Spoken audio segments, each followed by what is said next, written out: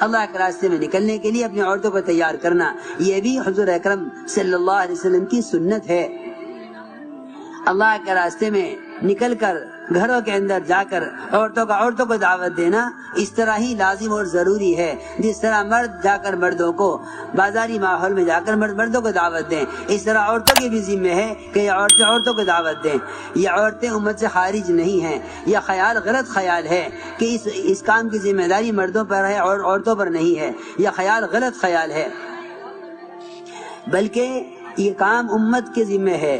اللہ نے قرآن میں اسی طرح فرمایا کہ امت عورتوں کو نہیں مردوں کو نہیں فرمایا صرف، بلکہ عورتیں امت میں داخل ہیں۔ کوئی طاقت نہیں جو عورتوں کو امت سے الگ کر دے۔ جو ذمہ داری اس امت کے مردوں کی ہے وہی ذمہ داری امت ہونے کے اعتبار سے عورتوں کی ہے۔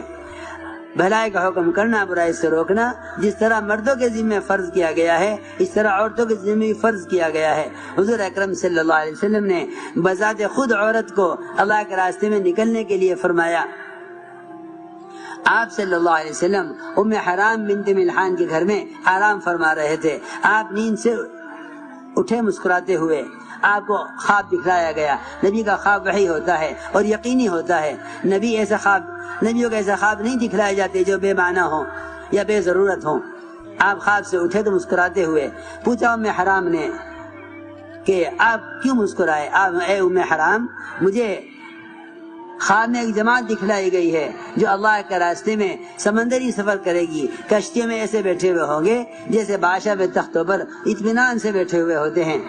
میری یہ جماعت فلاں ملک میں جائے گی دین کی دعوت کو لے کر۔ یہ آپ نے بتایا ام حرام کو۔ ام حرام عورت ہیں، عرض کیا مجھے اس جماعت میں شامل کر دیجئے،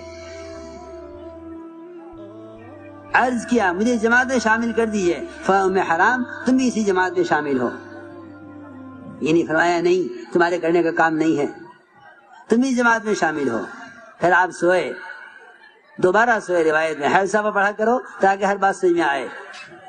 پھر مسکراتے ہوئے اٹھے، پھر پوچھا ام حرام نے اب کیوں مسکرائے؟ فرمایا ایک جماعت اور دکھلائی گئی ہے جو اسی طرح اللہ کے راستے میں نکلے گی۔ ام حرام نے عرض کیا مجھے دوسری جماعت میں بھی شامل کر دیجئے، میں دونوں جماعتوں میں جانے کے لیے تیار ہوں۔